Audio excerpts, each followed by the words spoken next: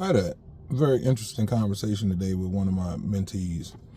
He's about 43, and when I was talking to him, the first thing I said was, man, I was actually talking to one of my mentees, and he gave me some advice, and he was extremely, shocked by that. He was like, man, what? You got a mentee? And what most people fail to realize, because they will see certain people and think that, man, you were able to, get to wherever you are in life on your own. And after reflecting and really sharing, I told him, man, I don't know where I would be in life without actually listening and taking advice from, the people that I actually respected and looked up to. They helped me tremendously in life. And what I really realized is that, most people want to just say, man, just let me just go through it. Let me make my mistakes. Where they believe that experience is the best teacher. That's actually wrong. Experience isn't the best teacher.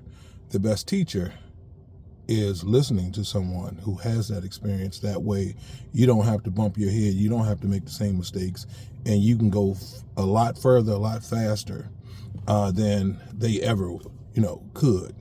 And most people really don't understand that, like when you go to school, it's a reason why they teach the way that they do. You never go into a classroom and the first day of class, they give you a test, and that test is your only test. What happens is whenever you go to school, they'll give you activities, certain lessons to help prepare you for that test, so that when you actually have that test, you're actually prepared for the test.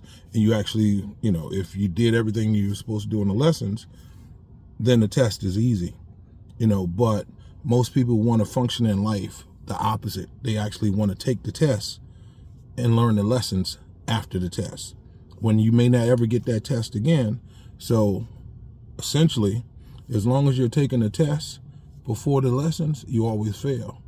But when you learn how to take the lessons, learn the lessons before the test, you're almost certainly to pass, as long as you did what you needed to do. So that was the first part of that, conversation. The second part of that conversation was what my mentee shared with me, because both he and I have been struggling with, just our kids, and just, same thing. They don't want to listen. They want to do it their own way. And his advice to me was, man, you really have to allow them to go through whatever they want to go through. You can't challenge their will. Whatever it is that is their will that they want to do, let them. But you also have to let them make their mistakes and let them pick themselves up. Don't be there when they fall on their face. They actually have to learn how to get up, deal with whatever that consequence is. Even in extreme cases where they may get locked up, you have to let them sit in jail. You have to let them go through that process and learn whatever that lesson is.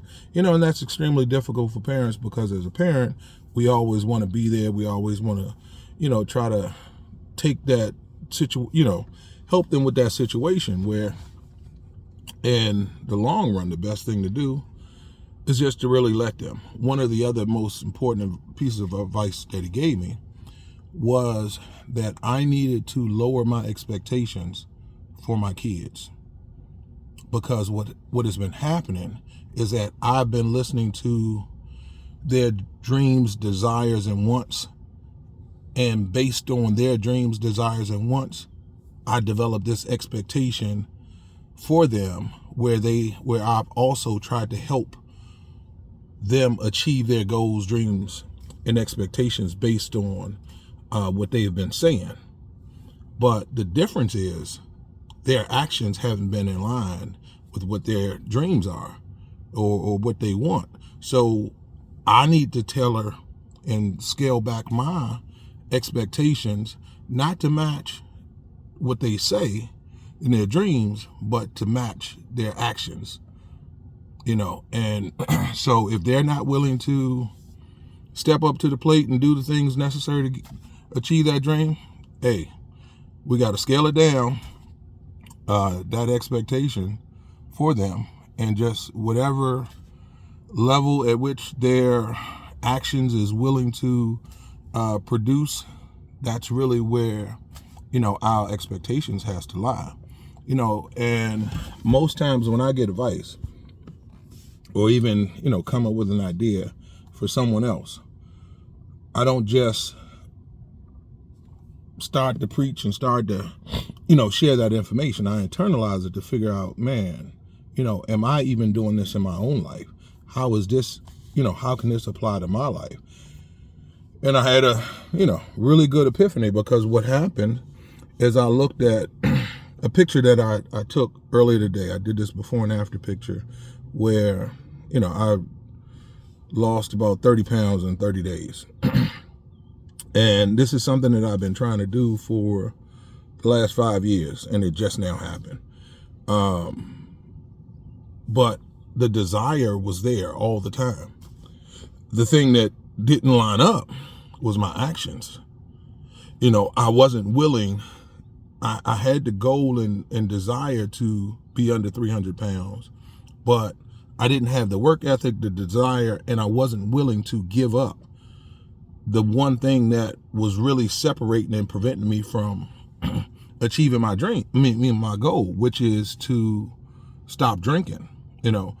I always, made an excuse for the drinking. Hey, I'm not doing it that much and that often. It doesn't make a big difference. When in actuality, it did. So once I realized that I needed to sacrifice and really cut out, and I was really dedicated and my actions aligned with my goals, then my goals was met. Same thing with everything in life. There's things and places and achievements that I want to still continue to make in life, but I also have to look at, man, is my actions aligned with my dreams? Am I really putting forth the effort necessary to bring forth the desired results? So I really have to check myself as well on the things that I do. So it's not just about checking other people and getting advice to share with other people. It's also about getting that advice, internalizing that advice, and figuring out how to become a better person with that advice.